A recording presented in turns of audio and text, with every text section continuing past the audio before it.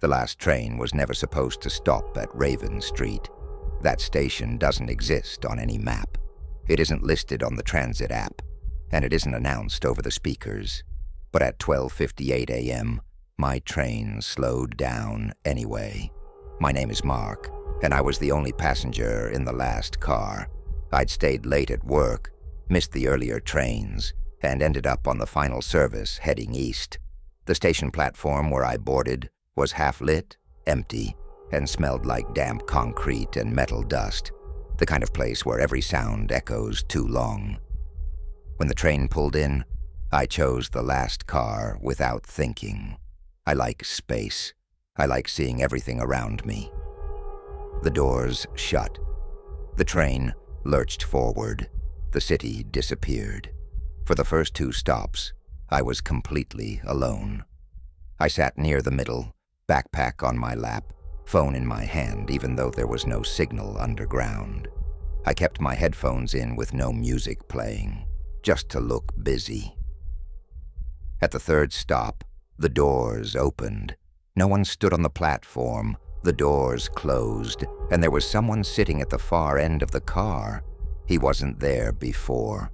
He wore a dark coat and a baseball cap pulled low over his face. His hands were folded neatly in his lap. He wasn't looking at me. He was staring at the floor. My stomach tightened. I told myself I must have missed him, that he'd boarded quietly, that I was tired. The train moved again. The lights flickered. I heard breathing, slow, wet, too close. I turned my head slightly and saw him lift his face. Our eyes met in the reflection of the window. He smiled, not friendly, not threatening, just wrong. At the next stop, the doors opened. The platform was empty again. I stood up. I didn't care if it wasn't my stop. I just wanted space between me and him. I walked toward the door. Behind me, footsteps, slow, measured, matching mine. I stopped. They stopped. I turned around. He stood closer now, only a few seats away. "You dropped this," he said. He held up a silver ring. My ring. I wore it every day. My Grand Cather's ring. It had never left my finger. I looked down. My hand was bare. "That's not possible," I whispered. He tilted his head. "It is here." The doors began to close. I stepped onto the platform. He lunged. His hand clamped around my wrist. The doors closed on his arm. The train shuddered.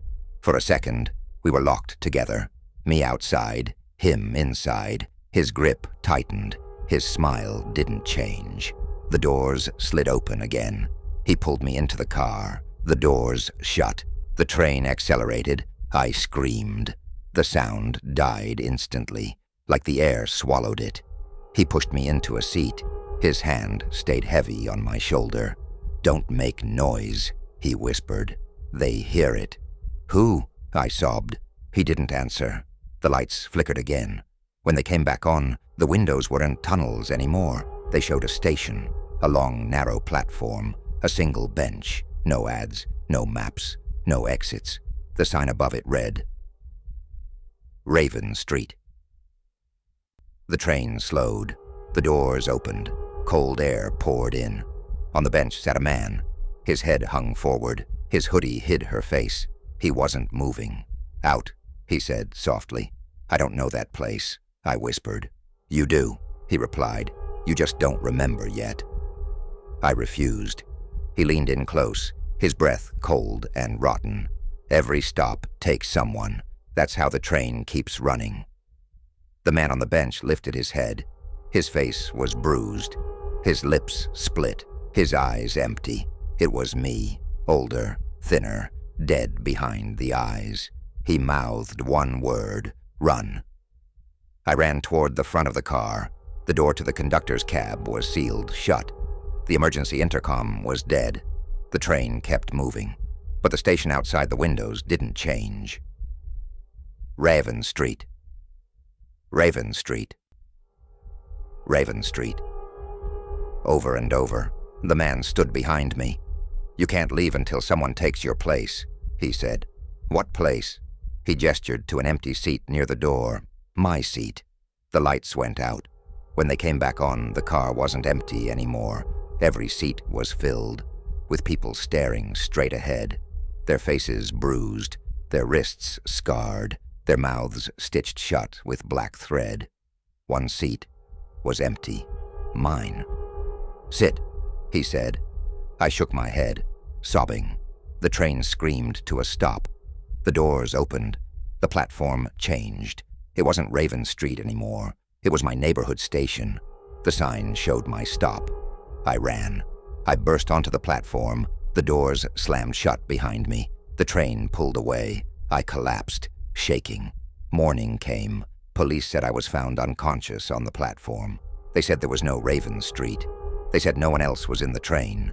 They said I must have dreamed it. But 3 days later, my transit card history updated. A new station appeared. Raven Street. Entry Yelp 58. I started getting messages from an unknown number. Photos of empty subway seats, of bruised wrists, of my ring on someone else's finger. And last night, a final message arrived. Your replacement boarded at 12:58 a.m. The train is coming back for you. I checked the transit app. There was a new alert. Final service delayed. Reason: passenger retrieval. And beneath it, in smaller text, next stop, your address.